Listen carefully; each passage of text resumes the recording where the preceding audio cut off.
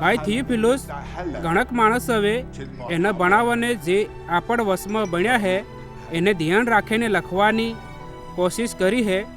એના વે ઠીક વેયુસ લખ્યું જે આપણને એના મનખત દ્વારા વતાડવામાં આવ્યું હતું, જેના વે ઈસુની સેવકાઈને શરૂઆતથી બાળી હતી અને વાહેડથી પરમેશ્વરના વસનના સેવક બની ગયા હતા.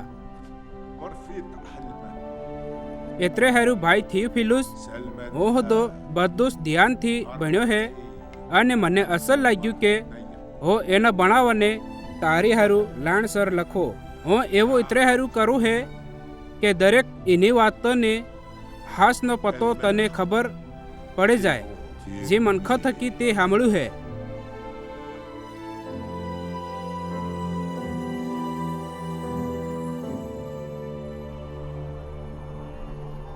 જ્યારે હેરોદેસ રાજા યહૂદિયા પરદેશમાં રાજ કરી રહ્યો હતો એના ટાઈમે અબિયા યાજકના દલમાં જકરિયા નામનો એક યાજક હતો અને એની બજેર સુધી હારૂનની પીઢીની હતી જેનું નામ એલિશીબા હતું. વેયે બે પરમેશ્વરને આગળ ધર્મી હતા અને પરમેશ્વરની બધી આજ્ઞા અને વિધિ પર નિર્દોષ ચાલવાવાળા હતા. પણ એનાના કંઈ સોર નહીં હતા કેમ કે એલિશીબા વાજણી હતી અને વેયે બેએ ડોહો થઈ ગયા હતા. એક દાડો જકરિયા યરુશલેમ શહેરના મંદિરમાં પરમેશ્વરને સામે યાજકના રૂપમાં સેવા કરી રહ્યો હતો કેમ કે એને અઠવાડિયે પોતાના દલના યાજકની કામ કરવાની વારી હતી. તે યાજકના રિવાજ પ્રમાણે એના નામ પર ચિઠ્ઠી નીકળી કે પ્રભુના મંદિરમાં જઈને ધૂપ બાળે. ધૂપ બાળવાને ટાઈમે મનખાનો મોટો ટોળો બારત મંદિરના આંગણામાં પ્રાર્થના કરી રહ્યો હતો.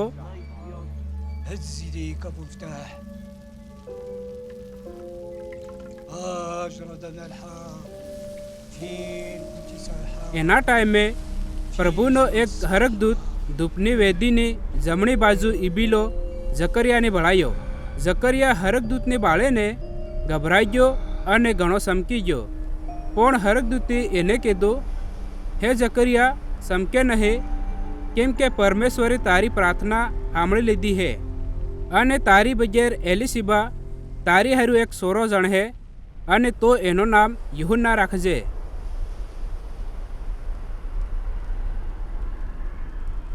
તને આનંદ અને ખુશી થાહે અને ઘણા બધા મનખ એના જલમવાને લીધે આનંદિત થાહે કેમ કે વેયો પરમેશ્વરની નજરમાં મહાન થાહે. બધી પ્રકારની પીવાની વસ્તુ જે નશાવાળી હે કેરેય નહીં પીએ પણ પોતાની આઈના પેટમાં જ પવિત્ર આત્મા થકી ભરપૂર થઈ જાહે. અને વેયો ઇઝરાયલની પીઢીના કેટલાક મનખને એનાના પ્રભુ પરમેશ્વર કને પાછળ આવહે. યુહન્ના એક એવો માણસ વહે જે ભવિષ્યવક્તા એલિયાના આત્મા અને સામર્થ્યને હાથે વહેયો પ્રભુનો રસ્તો તૈયાર કરે હે કે બાનું મન બાળ બસમે વાળહે અને આજ્ઞા ને માનવાવાળા મનખને ધર્મી મનખના જ્ઞાનમય વાળહે અને પ્રભુ હારું એક લાયક પ્રજા તૈયાર કરે હે. જકરિયાએ હરકદૂતને પૂછ્યું, હું ઈયુ કે કેમ વિશ્વાસ કરું કે અમારી હાથે એવો થાહે કેમ કે હું તે ડોહો હે અને મારી બગેર સુધી ડૂહી થઈ ગઈ હે. હરકદૂતે એને જવાબ આપ્યો, હું ગબ્રિએલ હે જે પરમેશ્વરની સામે ઈબો રૂ હે અને હું તારી હાથે વાતે કરવા અને તને આ તાજો હમીસાર સંભળાવવા હારું મોકલવામાં આવ્યો હે. અને ભાળ જેના દાડા તક એ વાતે પૂરી નહીં થઈ જાય એના દાડા તક તો ગોંગો રહે અને બોલી નહીં શકે કેમ કે તે મારી વાતો પર વિશ્વાસ નહીં કર્યો જે નક્કી કરેલા ટાઈમમાં પૂરી થાહે. તરત જે મનખ મંદિરના આંગણામાં જકરિયાની વાટ જોતો હતો વેએ વિચારમાં પડી ગઈ કે એને મંદિરમાં કેમ ઇતરી વાર લાગી રહી હે. જ્યારે વેયો બહાર તો આવ્યો તે એના સામે બોલી નહીં શક્યો. વેએ સમજી ગઈ કે એને મંદિરમાં કંઈક દર્શન મળ્યું હે અને વેયો મનખને ઈશારો કરતો રહ્યો પણ મોઢાથી કંઈ જ બોલી નહીં શક્યો. જ્યારે મંદિરમાં એક યાજકના રૂપમાં સેવા કરવાની એની વારી પૂરી થઈ ગઈ તે વેયો યરુશલેમ શહેરથી પોતાને ઘેર જાતો રહ્યો.